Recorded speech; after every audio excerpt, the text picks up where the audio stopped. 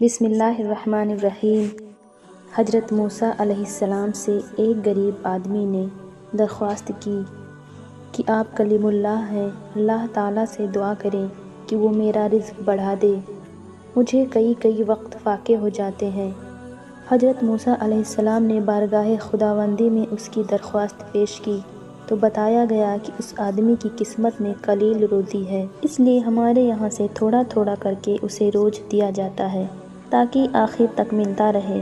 اس شخص کو جب یہ بات معلوم ہوئی تو اس نے درخواست کی کہ آپ اللہ تعالیٰ سے سفارش کر کے میری قسمت کا سیارہ رزق مجھے ایک ہی بار دلوا دیں۔ اللہ تعالیٰ نے حضرت موسیٰ علیہ السلام کی دعا قبول کی اور اس غریب شخص کو تمام زندگی کا رزق ایک ہی بار میں مل گیا۔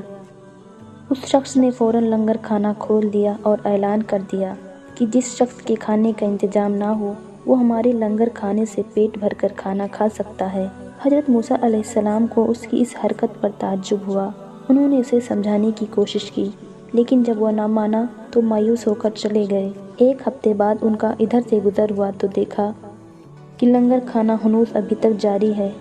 دوسری مرتبہ وہ 1 ماہ بعد اور پھر تیسری مرتبہ 6 ماہ بعد ادھر سے گزرے تو آپ نے حسب معمول اسی طرح لوگوں کو لنگر کھانے سے کھانا کھاتے دیکھا۔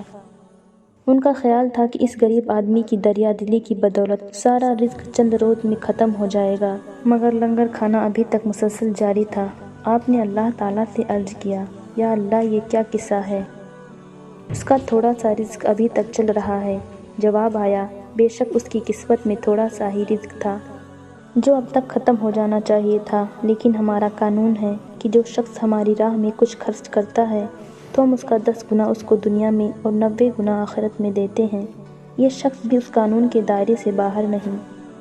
یہ جتنا ہماری راہ میں خرچ کرتا ہے اس کا 10 گنا ہم اسے دنیا میں ہی دے دیتے ہیں، اس میں تعجب کی کیا بات ہے؟